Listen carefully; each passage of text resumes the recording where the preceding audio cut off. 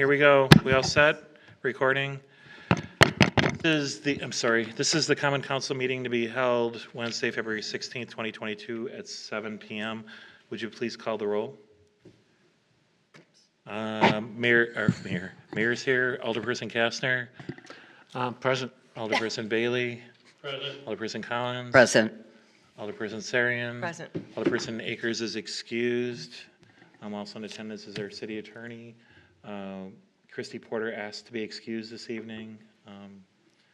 And we have Lisa Pelkey from the clerk's office filling in wonderfully. Did a wonderful job last night with the election. Her and Trina pretty much you guys did a great job. Just want to thank you for that. Okay, so we are in call to order. Item B is opening prayer. Are you doing the opening prayer? I am, yeah. Are you a minister with the? Yes. Did you send in for the card? Yeah. So did I. I just did like 2 weeks ago.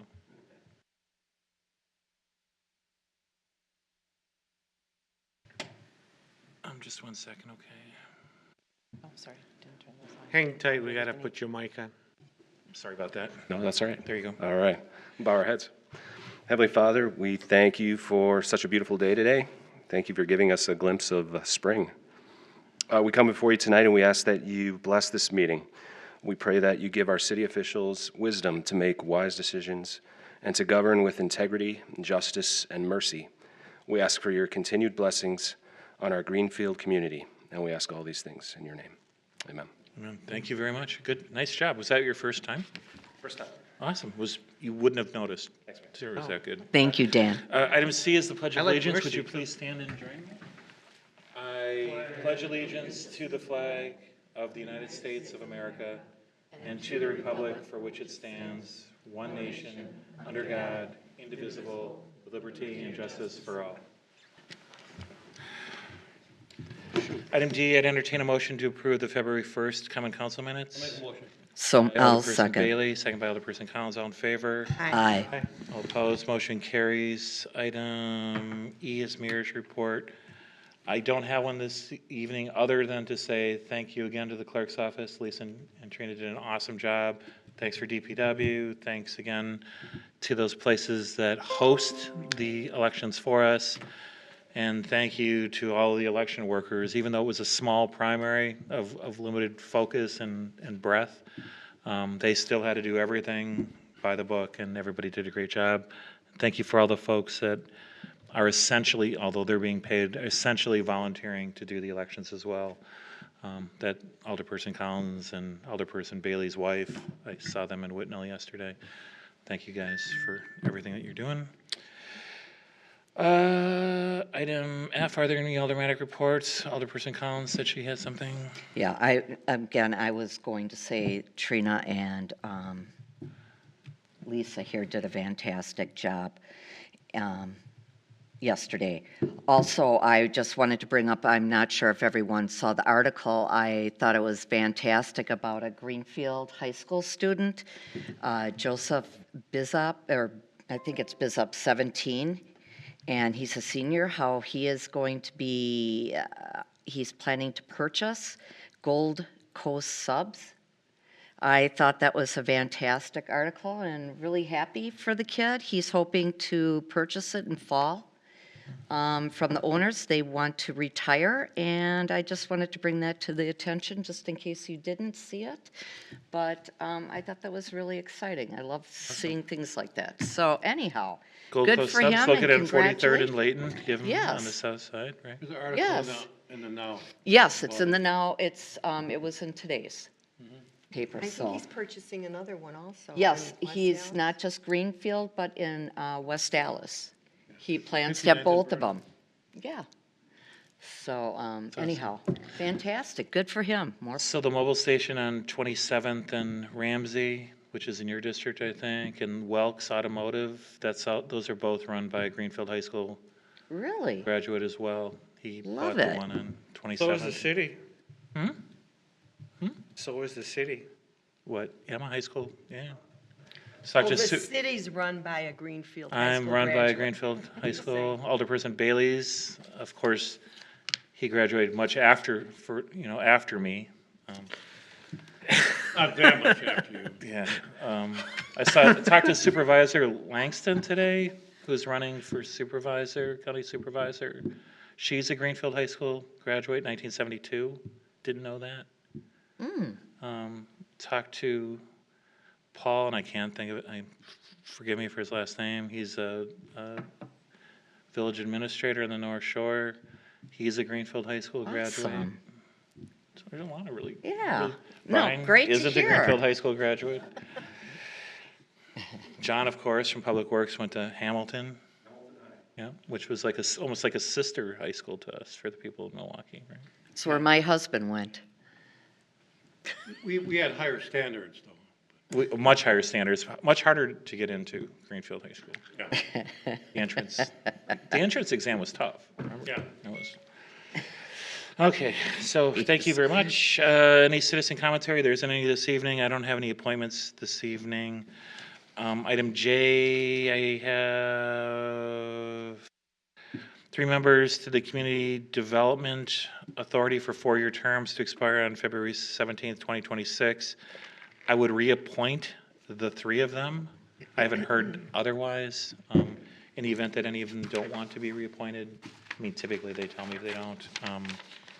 We can place it on the next agenda, but I would reappoint Stephen Petrosky, Don Carlson, and Robert Celine back to the CDA. I'd entertain a motion to confirm those appointments. Motion to By confirm. Alderperson Kastner, is there a second? Second. Second by Alderperson Sarian, all in favor? Aye. Aye. Aye. Opposed, motion carries. Item 2 is claim received from Takara Johnson. Is this referred to the city attorney? Item 3 is a resolution allowing the claim of Takara Johnson for vehicle damage. You have that stuff in front of you. That's pretty self-evident. It's pretty self-evident. Technically, it's a claim that, legally we wouldn't have to pay, right? Because there's some certs of immunity and all those kinds of things. But in this situation, the chief and I think the city attorney confers, this is a case where they threw. Yeah, we wouldn't have to pay. But I think we all agree it's the right thing to do. So I'd entertain a motion to approve the resolution. Motion to approve the resolution. By Alderperson Kastner, is there a I will second? second. It's very By reasonably done, too. Alderperson Collins. For what amount? I don't, 4 or 500, 4 something? it's to replace the Five old tires, right? About 500. Yeah. So do you have the amount? $530.26. 530.26. In that amount? Yep, Yep. okay. Motion was made and second. Would you call? Alderperson Sarian? Aye. Alderperson Collins? Aye. Alderperson Bailey? Aye. Alderperson Kastner? Aye. Motion carries unanimously. Item 4 is approve applications for 2021, 2022 operator licenses. I'd make a motion to approve those licenses subject to the, Motion to approve. Alderperson Kastner, is there a second? I'll Second second. by Alderperson Collins, all in favor? Aye. All opposed, motion carries. I'll take item 5 and 6 together. This is the renewal of the appointment of John Madek and Todd Reardon to the Board of Directors for the 27th Street Business Association District 1 with the terms of through March 5th, 2025. Entertain a motion to approve those renewal of appointments. Motion to approve. By Alderperson Kastner, is there a I'll second? second. Second by Alderperson Collins, all in favor? Aye. Aye. All opposed, motion carries. Item 7 is and 8 can probably be taken together. This is to approve the special use review and site plan review and the special use permit for the 102 CBD vape shop to be located at 6229 South 27th Street. I'd entertain a motion to approve. Motion to approve. And I will second. Motion by Alderperson Kastner, second by Alderperson Collins. Because there's a special use permit in there, could you call? Alderperson Sarian? No. Alderperson Collins? Aye. Alderperson Bailey? Aye. Alderperson Kastner? Aye. Item 10 are we on? 10. Oh, wait, No, we no, didn't. we're on, 9 and 10, are they together? right. Yeah, no, but yeah. So it's just the addresses look weird. So I'd entertain a motion to approve the special use review and site plan review and adjustment of hours, as well as the resolution to amend Resolution 3774 to adjust the hours for the CBD Vapes Smoke Shop located at 6403 to 6405 West Forest Home Avenue. I'll make a motion. Motion by Alderperson amend. Collins. Is there a second? Second. Second by Alderperson Kastner. Would you please call? Alderperson Serian? No. Alderperson Collins? Aye. Alderperson Bailey? Aye. Alderperson Kastner? Aye. Item 11 is approved site plan amendment for Church and Chapel Pre-Planning Center, proposed funeral pre-planning office to be located 4200 West Layton Avenue, submitted by Fred Carlson, doing business as iDesign, and Ted Larson and Pam Larson, doing business as Church and Chapel Real Estate LLC. Entertain a motion to approve. I'll make a motion to approve. Alderperson Collins, there's a second. Second. Second by Alderperson Kastner. This is some housekeeping on some legal descriptions. This has already been approved. It's This is just, really just an Yeah. office It's more than it amending. is anything else. right. Won't be a funeral home there? No, so what and everyone's been asking me about, sort of been asking about that, is there gonna be a crematorium there? Is there gonna be a Yeah. funeral home there? What's the parking and all that stuff? It's essentially, the funeral business is mostly pre-planning services now, so it's basically an office building where they talk to customers to plan funerals to be held elsewhere. Yeah. That's They basically don't what it is. necessarily It's house basically them an office building. So, motion was made and seconded. Could you call on that one? Alderperson Serian? Aye. Alderperson Collins? Aye. Alderperson Bailey? Aye. Alderperson Kastner? Aye. Okay, item 12 is discussion decision to approve transferring $40,000 from reserve to purchase materials for a building to store and protect equipment. This is the building that we previously approved. John is here to answer any questions. We discussed it, I think, pretty much at length at the last finance meeting, but if you have any questions, we can do that. Motion to approve if there's no questions, but Motion by Alderperson Kastner. Is there still have questions. Second. second by Alderperson Sarian. When we were at finance, everybody wanted to know where the building was on the map. We sent that out. I know Julie sent it out. Yes, she did. A really, really nice drawing. I don't know if it was completely to scale. Was it? Or was it close? So this is on the northern part of the yard. It's to keep our stuff stored and protected. Oh, yeah. Okay. So, okay. Motion was made and seconded. What'd you call? Alderperson Serian? Right. Aye. Alderperson Collins? Aye. Alderperson Bailey? Aye. Alderperson Collins? I'm taking items 13, 14, and 15 together. These are the typical, or the standard Finance Committee approvals of mileage reimbursements, investments and reinvestments, and schedules of disbursements. I'd entertain a motion to approve 13, 14, and 15. I'll make a motion to Motion by approve. Alderperson Collins, there's second. Second. And by Alderperson Sarian, would you please call? Alderperson Serian? Aye. Alderperson Collins? Aye. Alderperson Bailey? Aye. Alderperson Aye. Kastner? Item 15, too, folks at Finance, it's a $8 million expenditure disbursement. That's because we collect the taxes, right, and we disperse it to other taxing entities, right? Property taxes. Any items for future agenda? I don't know. We gotta start thinking about this again. I got this postcard in the mail that, I don't know if it's good news or bad news. The house sold in 46th Street for $224,900, and we have it assessed at $153,000. So which assessment is it? So when you look online at the assessments, we probably need to begin the reassessment. Well, they equalize them for the tax bill, but yeah. They equalize them for the tax bill, so the fair market value of that property is probably not far from what it's sold for. Maybe it is, I don't know. But the assessed value is probably what you say it is, which is probably about 80%, 75-80% of the fair market value. What does that all mean? It means that we have to reassess all the properties in the city. There's been some reluctance to do that, and based on the expertise of our assessor, there seems to be a real estate, when interest rates were low, real estate prices are high.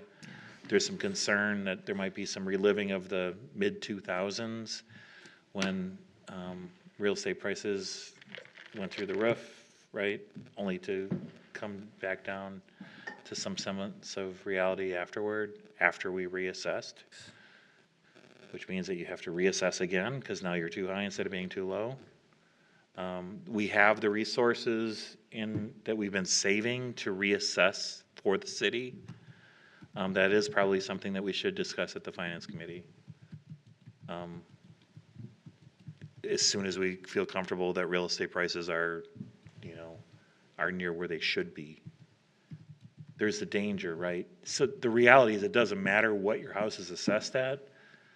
As long as it's equalized, the levy remains the same, so. Well, too, and loans are, What? get what the interest is with loans right now, and that's been. So mortgages are now generally over 4%. For a while there, they were pushing 2%, 2.5%. Slowly, that's gonna start inching. It already Right, already it has, has. which usually means that housing prices start dropping. Right. The unique situation seems to be this time, though, is there isn't enough housing out there. So there's sort of a shortage of housing, which is in and of itself kind of raising prices. So a shortage of housing plus low interest rates means really high prices generally. If interest rates start creeping up, but there's still a shortage, it probably still means that housing prices are probably still high because there's not the supply, if all that economic stuff still works. That being said, we probably have to reassess in the city, right? Because we're at about 80%, right? I think 81% of assessed value. Which basically means if you could sell, like he just said, your house for 100 grand, and the city has it assessed at 80 grand, right? That doesn't mean that you're only paying on, a rate at 80 grand, you're paying a different rate at 100 grand, which is lower. You pay the same amount of taxes, right? It's just the rate applied to the assessed rate or the equalized rate. And the other thing that I've noticed. Does that make sense? Yeah, and the other thing I've noticed in my district, is some of the houses have been tear downs, and they've been bought, torn down, at a nice price, they've been bought, torn down, and they're being rebuilt. Which is, so, yeah. I'm just saying. No, that is actually happening I know. because you can get a 3/4 of an acre lot or an acre lot in parts of the city, right? And they And look you could pretty buy a nice house after with a they're house on it for about 100, 150 if it's in tough shape, A right? couple hundred, yeah. Really? Yeah, so, The equalized value on the one I'm talking about is 188,000 Uh-huh. compared to 224,900. So it is a Yeah. huge difference here. yeah. No, there I mean, is. that's good But how news much of for it us. is, but what's real, right? I mean, Yeah. that's the problem. The one thing that we don't want to do, because I sort of lived through that before, we go through the reassessment, prices start dropping, and then and at the time, it was all condominiums, right? So we had to go through and reassess again the condominiums, which created all sorts of turmoil with regard to, because you collect the same amount of levy, and if a certain segment of your tax base gets reduced in value, the cost of that gets transferred onto others, like single-family homes and commercial properties, which is exactly what happened back then. This is like one of the issues sort of in Greendale, and I'm not trying to say this to be negative or anything, but Southridge used to be a huge part of their tax base, their total tax base, and as it becomes less a part of their tax base, the total value of taxes that they collect just gets shifted to others, the residential property owners generally, and the people downtown, or the village downtown, which I think is the other commercial center. Same thing happens with this, so we should talk about that. We should bring them in so they can explain it to you. Do we have like a long-term plan, like every 10 years, or when was the last time we reassessed? 2000, I don't remember, 2010, I don't remember. I don't want to say. That, it's been longer. It's been Yeah, longer than 4 Longer years. than 5 years, for sure. It's been longer than 5 years. Required to Actually, reassess? yeah. When it gets to a certain percentage. So according, so I've talked to the assessors, right, and and talked to Paula, and we're still okay, right? Yeah. But it's a good idea to do, and our assessor, the last time I was discussing with him, said that we should wait until the markets are stable. Okay. Because Yeah. so some communities, every year they reassess. What that tends to do is it tends to have huge fluctuations in people's property tax bills, right? Right. Some, Some, I mean, comparison, I mean, housing. They do it every year. Housing stock in Greenfield is all over the place. You Right. get the 200 and you get the 600. So I Right. think you're gonna see a bigger change in the 200,000 compared to the 600,000. I would, so the So the $150,000 houses are taxes now are good. 250 and 270, right? And Yeah. the $600,000 are maybe 620. I mean, they didn't. They didn't- They didn't go way up. No. So what you would see, generally speaking, is you'd see the taxes start to flow to the houses that had typically been lower, historically lower priced, I think. And still, Which Have is, roads and which is a everything lot else. of them, right? yeah. Right? So, but we can bring Grota into, No, I agree. We should wait till just, at least the midterms. yeah, it's not, we've been thinking about it for over a year and a half now. And it's just like, we're just kind of waiting to see, the economy right now is just so weird. It is. It really is weird. I mean, nobody knows what's real. It's like, what I was just talking to a builder who said that the price of new construction is $275 a foot. That's like insane money. That means in order to build a house, it might be worth $300,000. It's gonna cost you $550,000 to build it. And how long is it going to take, if you can get the material? If you can even get the materials, but $275 a foot is, houses used to be 75 to 110, right? 120 maybe, Gotta go back far enough, yeah. right? Yeah. I mean, you did that stuff. So now they're $275 a foot and higher in some communities. Well over $350 in some communities.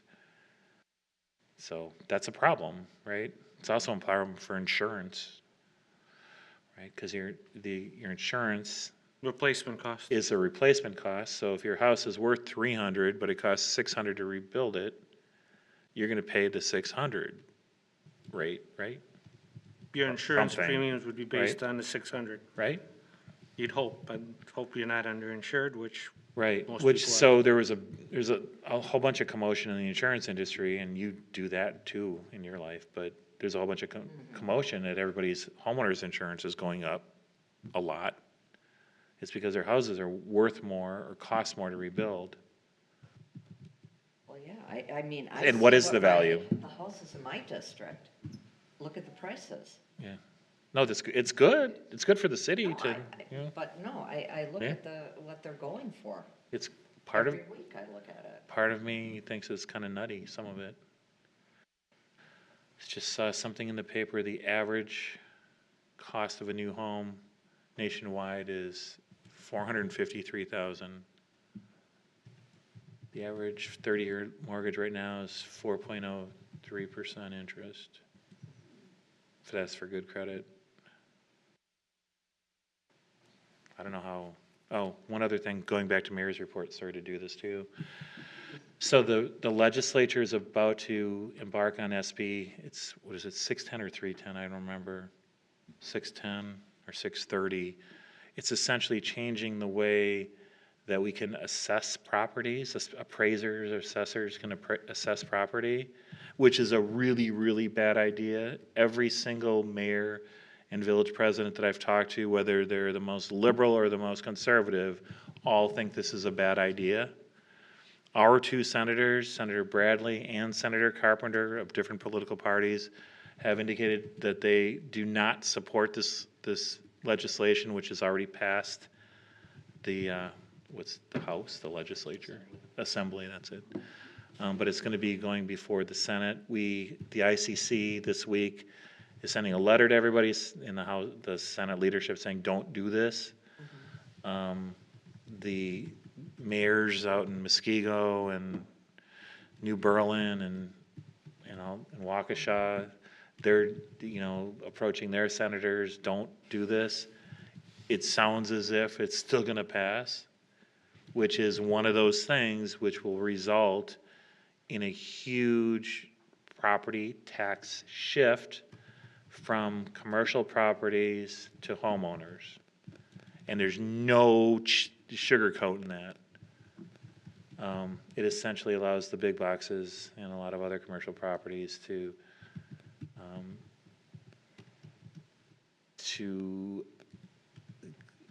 claim that the assessed values of their properties aren't anything close to what they are under current methods of valuation. We should create a regional public safety and create a new taxing entity. Or a health department, so.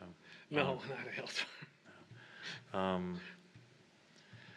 Yeah, it's just, so there's some crazy stuff going on too. There was at the beginning, keeping their mayor's report, we were at the ICC on Monday, and I tried to control myself a little bit. I didn't do a real good job.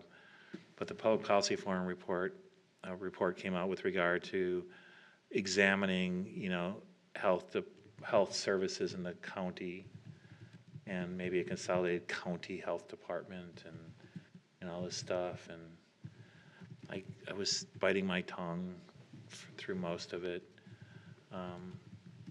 But then it started getting into essentially this argument that, I don't even know how to say this politically correctly, that, well, you folks out there, the suburbs are now 40% of Milwaukee County and the city is 60% by population.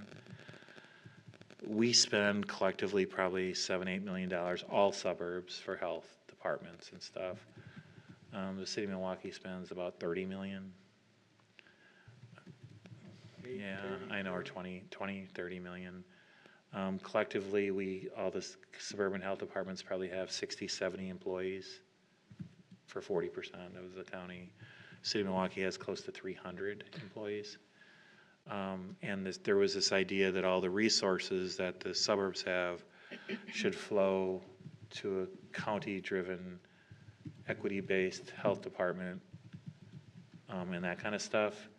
And there was some really, I'm trying to get the meeting, the recording of the ICC meeting. It's recorded on Zoom. I'm going to try to get that to you. I'd encourage you to watch that discussion because it was very, very enlightening.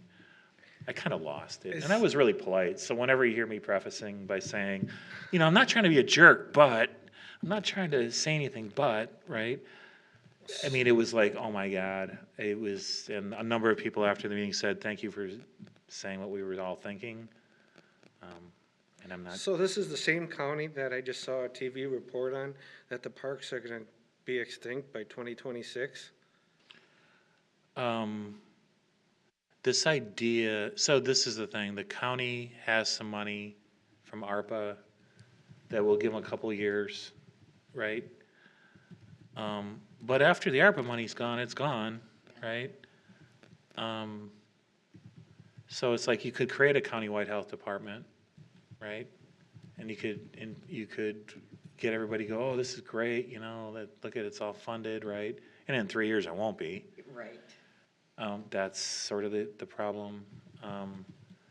The city of Milwaukee has its own issues. Its population continues to decline. People continue to want to get out of the city for all sorts of reasons, right? Public safety being one, education being another, right? And I think there's this idea that you can just kind of look to us because, we run a tight ship here. We have two managers, people that manage things here, right? We're not awash with money and resources. We just manage it extremely well, right? Milwaukee County and the city do not do that. And the county, because it had a pension scandal that basically bankrupted them, and the city of Milwaukee doesn't do things like we do. there's not the same kind of passionate control and management that we have here. Which is, I think, through most of the suburbs, actually. I mean, we can make fun of some of them for doing it this way or that way, right? But it's still a lot better than what's going on over there. And I'm not trying to be mean-spirited, but ultimately, I think, and this is probably a future discussion item, because Brian's thinking that I'm discussing, this is all under mayor's report here, but ultimately, things like fire and health and whatever should probably be closer to the North Shore model, right? Where we work with our neighbors, the Franklins and Greendales and Hills Corners and Oak Creeks and South Milwaukee's of the world, where we can, whether it's consolidation or hyper coordination or whatever it is, right? Functional consolidation, I get, some people call it. We really need to do that. And I've talked about this with fire before, right? And we've stopped going north, and for now, now we're looking south, right? So, but we have to do those things. We have to do it for two reasons. One is it's going to be hard to sustain this smallness that we have forever. And the difficulty is that there's only two real alternatives if you can't do it by yourself. It's either get gobbled up by somebody like Milwaukee County or the city of Milwaukee, right? Or you work in concert with your neighbors that are the same size, and you still create an organization or a group, sorry, I got 1 minute, that can be effectively managed, right? And provide good service and do all the kinds of things that we expect. I'm meeting with some of those leaders soon, like tomorrow, just so you know. So that'll be something to discuss in the future, okay? There isn't a finance meeting next week either, because two of the other persons and me will be gone.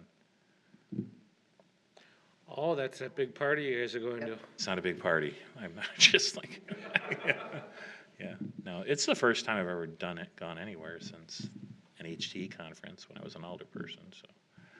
It's still the Dells. It's the Dells, and I'm winning some award or something, and it's not that big a deal to me. I just saw the Powerline Trail article going in saying it's going to 60th, and the truth, did you see that in the paper? It's actually going all the way to 35th, so. Yay. So that's a good thing, right? Yep. And the pond at Conkle, that's all going. We got more grant money so that's happening this year. More paths probably, and maybe another shelter at Conkle. That's all kind of in the works. The turf, we're still Shelter?